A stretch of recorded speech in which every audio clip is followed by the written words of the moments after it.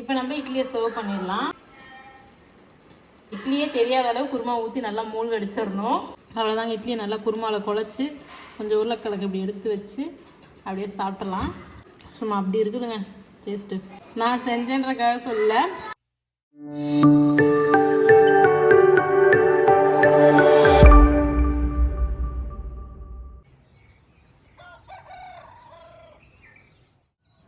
Hello everyone, எல்லாருக்கும் வணக்கம். இன்றைக்கி பார்த்தீங்க அப்படின்னா ஒரு vlog தாங்க. மார்னிங்லேருந்து பிரேக்ஃபாஸ்ட் ரொட்டீன் வந்து உங்களோட ஷேர் பண்ணிக்கலான்னு இருக்கேன். இன்றைக்கி பார்த்தீங்க அப்படின்னா மகளிர் தினம். ஸோ வீடியோ பார்த்துட்டு இருக்க உங்கள் எல்லாருக்கும் என்னுடைய இனிய மகளிர் தின நல்வாழ்த்துக்கள்.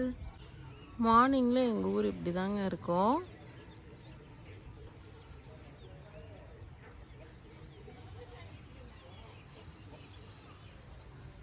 இப்போ தான் சூரியன் கொஞ்சம் கொஞ்சமாக வெளியில் வந்துட்டுருக்காரு. ஆக்சுவலி இப்போ சம்மர் அப்படின்றனால சம்மர் ஆல்மோஸ்ட் ஸ்டார்ட் ஆயிடுச்சு இல்லையா? ஸோ அதனால நல்லா பிரைட்டாக இருக்குது. இல்லை அப்படின்னா இன்னும் நல்லா இப்போ ஆல்ரெடி நல்லா பனி பெஞ்சிட்ருக்கு. வீடியோவில் தெரியல, நல்லா பனி பெஞ்சிட்ருக்கு. இங்கே பாருங்கள். அதே சமயம் வெயிலும் அடிச்சிட்ருக்கு.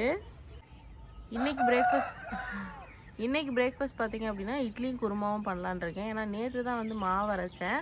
ஸோ இன்றைக்கி இட்லி ஊற்றினோம் அப்படின்னா ரொம்ப நல்லாயிருக்கும். ஸோ அதனால் இன்றைக்கி இட்லி குருமா தான் நம்மளோட பிரேக்ஃபாஸ்ட்டு. வாங்க கீழே போயிட்டு நம்ம பிரேக்ஃபாஸ்ட் பண்ண ஆரம்பிச்சிடலாம்.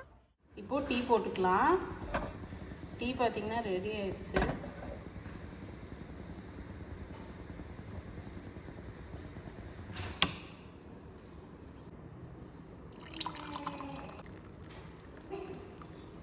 ஃபஸ்ட்டு உருளைக்கிழங்கு வேக வச்சுக்கலாம். அதுக்கு ஒரு சின்ன குக்கரில் கொஞ்சமாக தண்ணி ஊற்றி உப்பு போட்டுக்கிறேன். இப்போது நம்ம ஒரு சின்ன கீரல் போட்டு இந்த மாதிரி உருளைக்கிழங்க வேக போட்டுக்கலாம். சைடில் அப்படியே காய்கறி கட் பண்ணோன்னா டைம் கரெக்டாக இருக்கும். காய்கறியை கட் பண்ணிவிட்டு அதுக்கப்புறம் வந்துட்டு தேவையான மசாலாவே அரைச்சி எடுத்துக்கலாம். தேங்காய் மசாலா. ஓகே, இப்போ வந்து இது ஒரு 2 விசில் இல்லை 3 விசில் விட்டுடலாம்.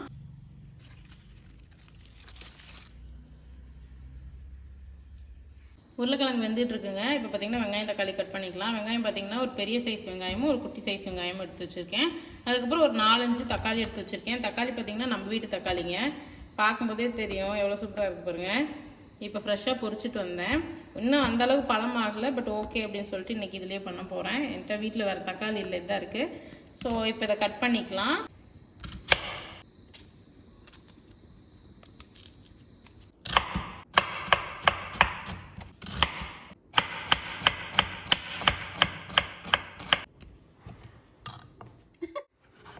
ஒரு ஷார்ட் எடுக்கலான்னு சொல்லி இந்நேரம் ஒரு ஷார்ட் ஆயிருக்கும் நைஃப்பில்.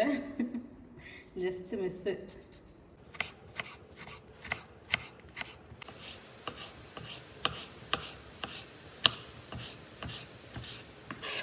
இப்போ தேங்காய் அரைச்சிக்கலாம். தேங்காய் அரைக்கிறதுக்கு பார்த்தீங்க அப்படின்னா ஒரு மிக்சி ஜாரில் ஒரு அரை முடிக்கு கொஞ்சம் குறைவாக தேங்காய் எடுத்துருக்கேன்.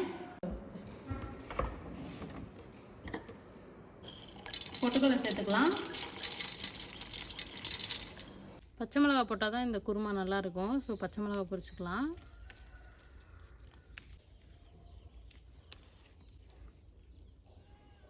ரெண்டு பச்சை மிளகா போட்டுக்கலாம். 4 கிராம்பு, ஒரு அரை டீஸ்பூன் கிட்ட சோம்பு, தேவையான அளவு கல்லுப்பு, ஒரு சின்ன துண்டு இஞ்சி, ஒரு 5 பல் பூண்டு. இப்போ இதை கொஞ்சமாக தண்ணி சேர்த்து அரைச்சிக்கலாம். இப்போ கடாயை சூடு பண்ணிக்கலாம். கொஞ்சமாக எண்ணெய் போட்டுக்கலாம். ஒரு 2 டீஸ்பூன் எண்ணெய் நல்லா சூடாயிடுச்சு. இப்போ கடுகு உளுந்தம் பருப்பு போட்டுக்கலாம்.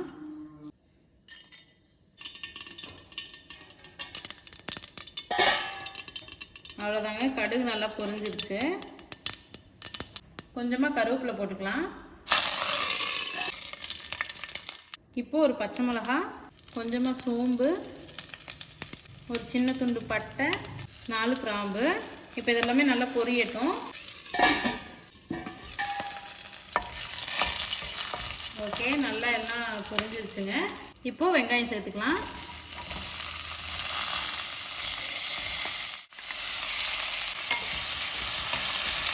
நல்லா கோல்டன் ப்ரௌனாக வதங்கட்டும். வெங்காயம் நல்லா வதங்கிடுச்சு. இப்போ தக்காளி சேர்த்துக்கலாம்.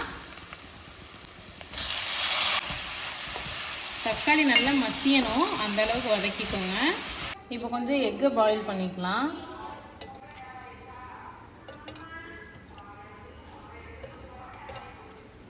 ஆரின்னு பார்த்தீங்கன்னா பேக்ரவுண்டில் எங்கள் அம்மாட்ட வீடியோ கால் பேசிகிட்டு இருக்கான். அவ்வளோதாங்க, தக்காளி நல்லா வதங்கிடுச்சு. இப்போ மசாலாலாம் சேர்த்துக்கலாம். கொஞ்சமாக மஞ்சத்தூள், வரமிளகாத்தூள், வீட்டில் அரைச்ச குழம்பு மிளகாத்தூள், தேவையான அளவு கல்லுப்பு. இப்போ இந்த மசாலா ஸ்மெல் போகிற வரைக்கும் வதக்கிக்கலாம். அவ்வளோதாங்க, மசாலா நல்லா வதங்கி இங்கே பாருங்கள் எண்ணெய் நல்லா பிரிஞ்சு வர ஆரம்பிச்சிருச்சு. இந்த ஸ்டேஜில் நம்ம அரைச்சி வச்சுருந்த தேங்காய் பேஸ்ட்டை சேர்த்துக்கலாம். நல்லா கலந்து விட்டுடலாம். லைட்டாக ஒரு கலந்து விட்டுட்டு அதுக்கப்புறமா தண்ணி சேர்த்துக்கலாம் தேவையான அளவு. இது வந்து ஒரு ரொம்ப சிம்பிளான ஒரு குருமாங்க, ஆனால் ரொம்ப நல்லாயிருக்கும். இப்போ தண்ணி சேர்த்துக்கலாம்.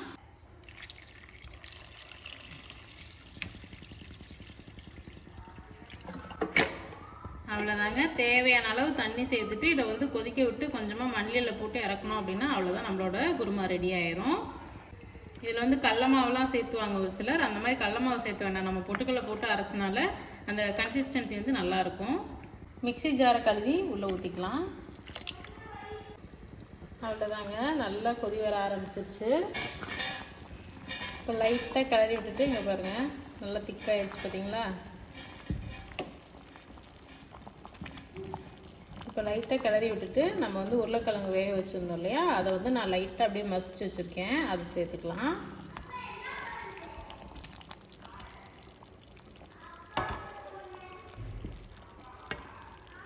உருளைக்கிழங்கு ஆல்ரெடி நல்லா வெந்துருச்சுங்க, அதனால் வேக விட தேவையில்லை. இங்கே பாருங்கள், ஜஸ்ட்டு போட்டு லைட்டாக ஒரு கிளறி விட்டு ஒரு 2 நிமிஷம் வந்து அடுப்பில் வச்சுருந்துட்டு மல்லி இலை போட்டு இறக்கிடலாம். சூப்பரான குருமா ரெடி ஆயிடுச்சு. இங்கே பாருங்கள், நம்ம தண்ணி ஊற்றும்போது எந்த மாதிரி கன்சிஸ்டன்சியில் இருந்தது, ஒரு கொதி வந்தோன்னே எப்படி இருக்குது பாருங்கள். அவ்வளோதான், உப்பு காரம் செக் பண்ணிக்கோங்க. அவ்வளோதான், நம்மளோட குருமா சூப்பராக ரெடி ஆயிடுச்சு. அவ்வளோதாங்க, நம்ம எக்கும் பாயில் ஆயிடுச்சு. இப்போ இதை சைடில் எடுத்து வச்சுட்டு இட்லி ஊற்றிடலாம். அவ்வளோதாங்க, நம்மளோட குருமா சூப்பராக ரெடி ஆயிடுச்சு. இதுக்கப்புறம் நல்லா கொதி விட வேண்டாம், ஆல்ரெடி நல்லா கொதிச்சிருச்சு.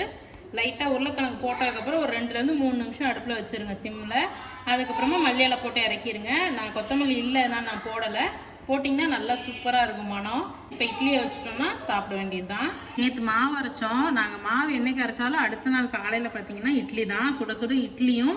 அப்போ தான் நமக்கு வந்து இட்லியும் நல்லா இருக்கும். ஏன்னா இட்லி தோசைக்கு 2க்கும் ஒரே மாவு ஆட்டுறோம் இல்லையா, அதனால் மொதல் நாள் 2வது நாள் சுட்டால் தான் இட்லி நல்லா வரும். அதுக்கப்புறம் தோசைக்கு தான் நல்லா இருக்கும் மாவு. ஸோ இன்றைக்கி வந்து இட்லி நைட் அரைச்ச மாவு, இப்போ காலைல சுட சுட இட்லியும் குருமாவும். ஸோ இப்போ இட்லி ஊற்றிடலாம்.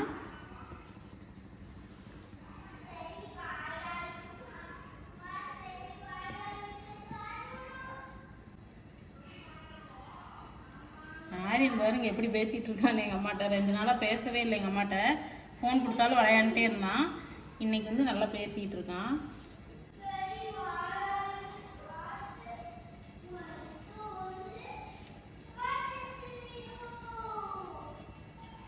தண்ணி நல்லா சூடாயிடுச்சு. இப்போ இட்லி உள்ளே வச்சிடலாம், மாவு உள்ளே வச்சிடலாம்.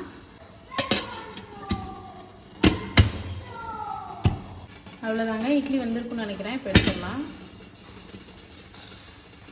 ஆவி பறக்க நமக்கு இட்லி சூப்பராக ரெடி ஆயிடுச்சு.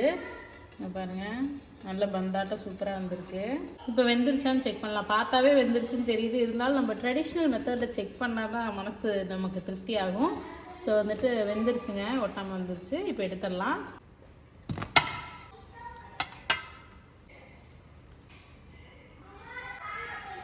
இப்போ நம்ம இட்லியை சர்வ் பண்ணிடலாம்.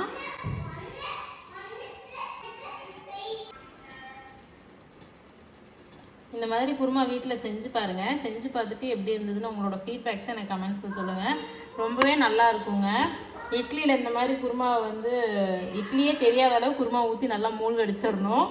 அப்படி சாப்பிட்டா தான் நல்லாயிருக்கும். மோஸ்ட்லி எங்கள் வீட்டில் பிரேக்ஃபாஸ்ட்டில் ஒரு பாயில்டு எக் இருக்குங்க. ஸோ இதுதான் எங்களோட பிரேக்ஃபாஸ்ட் இன்றைக்கி. நான் இட்லி பிச்சு காமிக்கிறேன். நல்லா சூடாக இருக்குது. அவ்வளோதாங்க, இட்லியை நல்லா குருமாவில் குழச்சி கொஞ்சம் உருளைக்கிழங்கு இப்படி எடுத்து வச்சு அப்படியே சாப்பிடலாம். சும்மா அப்படி இருக்குதுங்க டேஸ்ட்டு. நான் செஞ்சேன்றக்காக சொல்ல, உண்மையாகவே ரொம்ப நல்லா இருக்குது. வீட்டில் செஞ்சு பாருங்கள். நல்லா வந்து இந்த வெங்காயமும் இருக்கணும் இந்த குருமாவில். வெங்காயம் வந்து சாப்பிடும்போது தெரியணும். ரொம்ப ஃபைனாக வந்து சாப் பண்ணிடாதீங்க. இப்படி உங்களெல்லாம் பார்க்க வச்சுட்டு சாப்பிட்றது கொஞ்சம் கஷ்டமாக தான் இருக்குது. பட் வீடியோவில் கொடுக்க முடியாது, அதனால் அட்ஜஸ்ட் பண்ணிக்கோங்க. அவ்வளோதாங்க. நிறைய குருமா இருந்தால் தான் நல்லாயிருக்கும். இப்போ பாயில்டு எக் வந்து சூடாக சாப்பிட்டோம்னா அவ்வளோ டேஸ்ட்டாக இருக்கும். எனக்கு வந்து ப்ளைனாக சாப்பிட்டாவே பிடிக்கும். பாருங்க, கொஞ்சம் உருளைக்கிழங்கு வச்சுக்குவோம். சுட சுட எக் இப்போ தான் நான் உரித்த உடனே அப்படியே வச்சுட்டேன். சுட சுட எக்கு கொஞ்சம் வந்து குருமா சூப்பராக இருக்கும். சூப்பராக இருக்குது, செம சூடாக இருக்குது முட்டை. ஓகே காய்ஸ், இதை தான் உங்களோட ஷேர் பண்ணிக்கணும்னு நினச்சேன். இந்த ரெசிபியை வீட்டில் ட்ரை பண்ணி பாருங்கள். ட்ரை பண்ணி பார்த்துட்டு உங்களோட ஃபீட்பேக்ஸை எனக்கு கமெண்ட்ஸில் சொல்லுங்கள். இன்றைக்கி வந்து ஒரு சின்ன vlog, ஒரு மார்னிங்லேருந்து நான் வந்து பிரேக்ஃபாஸ்ட் எப்படி பண்ணுறேன், இந்த சவுண்டுக்கு நடுவில் வீடியோ எடுக்கிறதே பெரிய விஷயம். ஓகேங்க, மார்னிங்லேருந்து பிரேக்ஃபாஸ்ட்டுக்கு என்ன பண்ணுறேன் அப்படின்னு சொல்லிட்டு என்னோட டே மார்னிங் எப்படி போகுது அப்படின்னு உங்களோட ஷேர் பண்ணிக்கிறேன்.